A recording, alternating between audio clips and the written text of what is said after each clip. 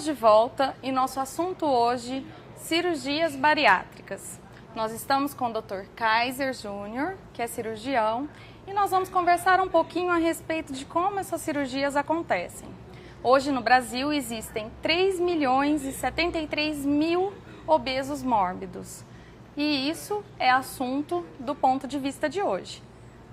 Tudo bem, doutor? Tudo jóia. Tudo jóia.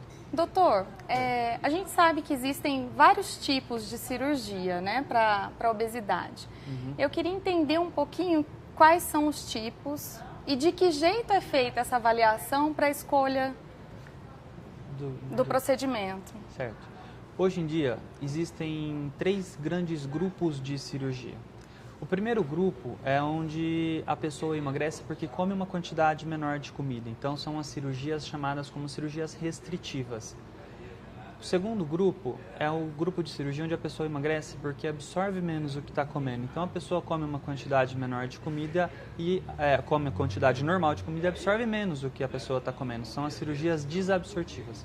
E existe um terceiro grupo que a pessoa também diminui o tamanho do estômago, ou seja, come uma quantidade menor.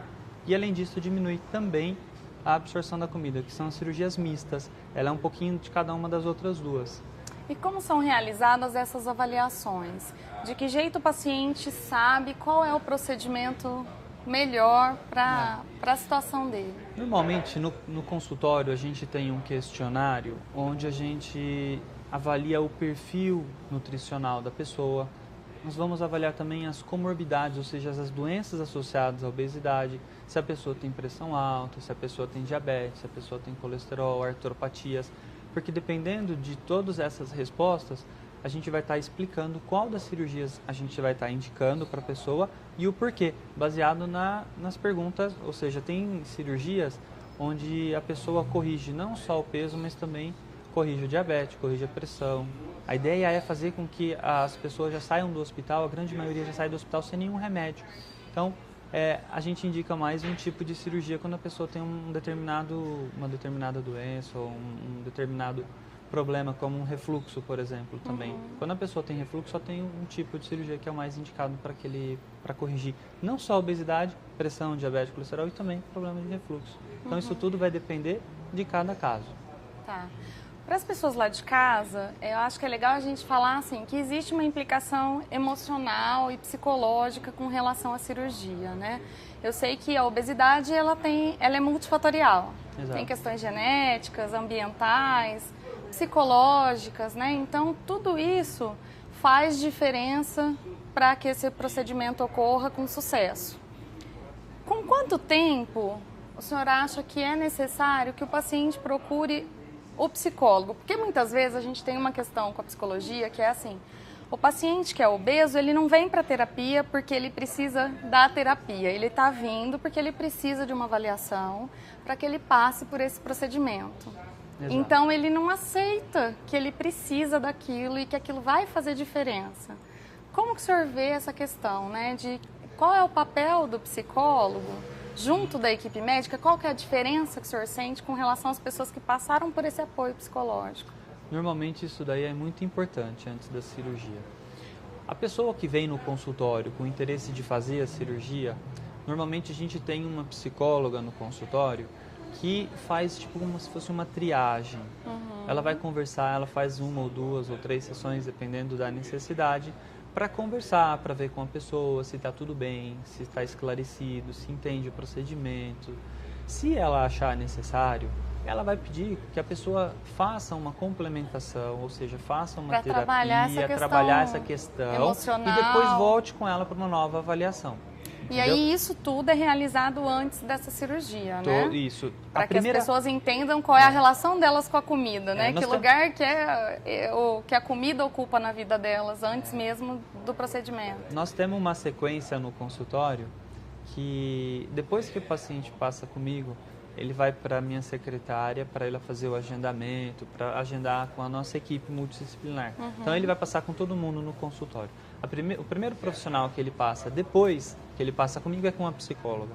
Porque aí se tiver que fazer algum ajuste, algum tratamento antes da cirurgia, ele vai, normalmente ele faz ou na cidade dele, porque a gente vê muito paciente de fora da região, Os mesmos pacientes de Rio Preto já tem um profissional que já faz o acompanhamento, a gente pede que ele continue, se prepare um pouco melhor, depois volte, passe de novo com a psicóloga. Se ela achar que nesse momento já está tudo certinho, está tudo liberado, aí ele continua passando com o resto dos profissionais. Mas normalmente a primeira pessoa que ele passa no consultório é a psicóloga. Estando liberado, aí ele vai para a nutricionista, depois ele vai para fazer a avaliação com a fisioterapeuta, fazer os exercícios, e aí ele dá andamento ao processo. E isso tudo faz diferença na hora do resultado, né? Com certeza. O apoio, acho que é legal o pessoal de casa prestar atenção nisso com relação ao apoio psicológico. Muitas vezes a gente acha que isso não é necessário, eu não preciso, não é isso que eu estou procurando, porque a cirurgia ela vai me trazer aquilo que eu preciso. Cuidado, né? Após a cirurgia, você pode perceber que muitas vezes tem uma questão ansiógena junto, que faz com que a pessoa não consiga perder o peso que ela gostaria.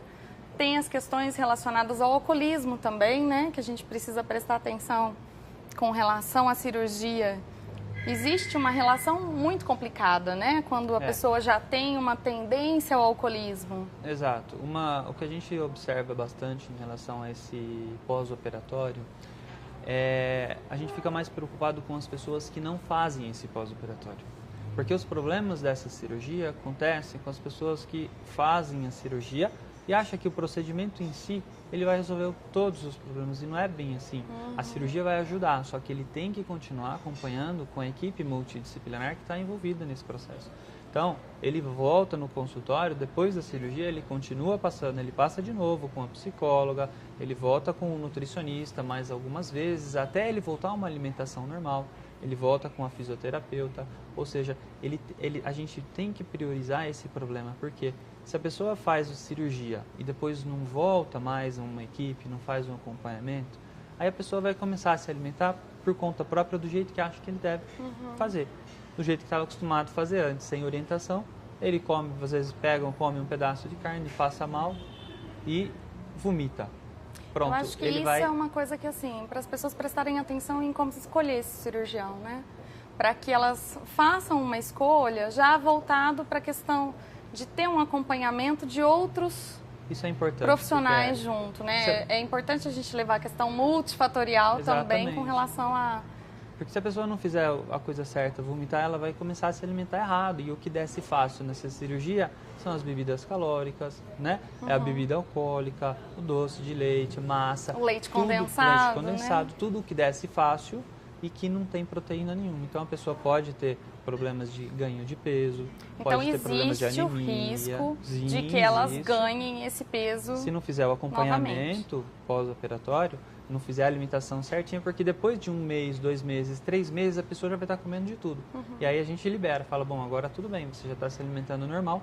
Então, depois disso, a gente libera. Mas esses primeiros meses, até voltar a uma alimentação normal, é importante. Porque é o que eu falou, ninguém vira alcoólatra depois da cirurgia. Né? Às vezes a pessoa já tinha uma tendência a isso. E depois a dificuldade de se alimentar faz com que a pessoa ingira bebida alcoólica, porque é o que desce fácil, dá saciedade, a pessoa sente, é calórico, principalmente a cerveja, e a pessoa sente satisfeita com a bebida alcoólica. Então tem que tomar muito cuidado nesse pós-operatório imediato. Depois que estiver fazendo tudo direitinho, aí a chance de ter alguma complicação já é muito pequena. Então, existem pessoas que, apesar de não estarem no peso adequado para a cirurgia, vão ao consultório, né, procurar esse procedimento. O cirurgião fala, não, você não tem peso suficiente para realizar a cirurgia. Existem pessoas correndo um risco maior hoje em dia, que é de comer mais, então, e ganhar peso para conseguir realizar o procedimento. Quais são as implicações envolvidas, até de questão de saúde, com esse tipo de procedimento das pessoas com relação à cirurgia? Isso daí é um procedimento que a gente não aconselha, e mesmo quando eu converso com o paciente no consultório, a gente orienta. Não adianta sair, ficar comendo peso desesperadamente para ganhar peso, para que tipo, a cirurgia seja liberada, para que a pessoa possa fazer a cirurgia. Porque tudo isso que a pessoa está ganhando de peso, ele vai ter que perder lá na frente. Esse ganho de peso acelerado, rápido, normalmente ele é um problema mais para a pessoa e pode gerar algumas comorbidades, algumas doenças associadas à obesidade devido a um ganho excessivo de peso num curto espaço de tempo. Existem algumas questões também com relação ao procedimento em si, né? Assim, quais são as consequências?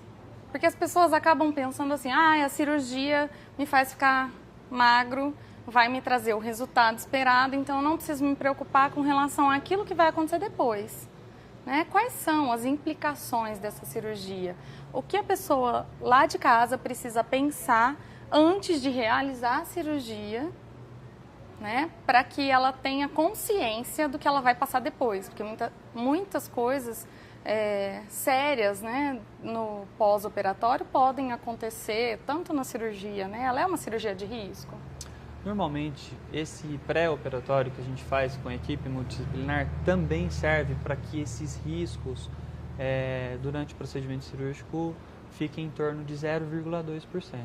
Há uma chance muito pequena, porque a gente faz de tudo para evitar que tenham complicações durante o procedimento. Ou seja, se a pessoa fizer uma alimentação errada nos primeiros dias da cirurgia, o grampeamento ainda é muito recente. Então, se a pessoa comer algo a mais do que cabe ali dentro do estômago, pode ocorrer ruptura de grampo. Então, a orientação do nutricionista, ele seguindo direitinho, ele já diminui esse risco. Praticamente faz com que, se a pessoa se alimentar só com a quantidade certinha, igual o nutricionista orientou, praticamente não tem o risco de ter essa complicação.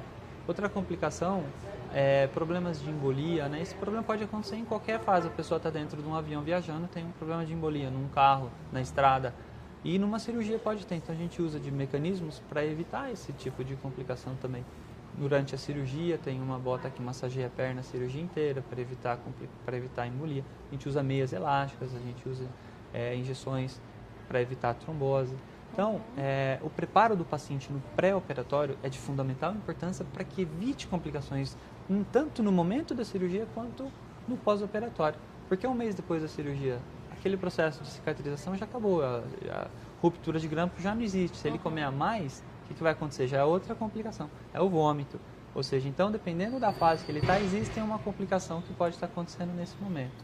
E para que a gente evite que tenham essas complicações, a gente faz o quê? A gente faz todo um preparo no pré-operatório. Então, a dica que nem que você falou para a pessoa que está pensando em fazer, ou seja, a pessoa que está querendo fazer um procedimento como esse, é que faça tudo certinho antes, durante e depois da cirurgia. Fazendo tudo certinho, a chance de dar alguma complicação é muito, muito, muito pequena. E esse antes, durante e depois envolve vários profissionais, né? Envolve uma equipe multidisciplinar.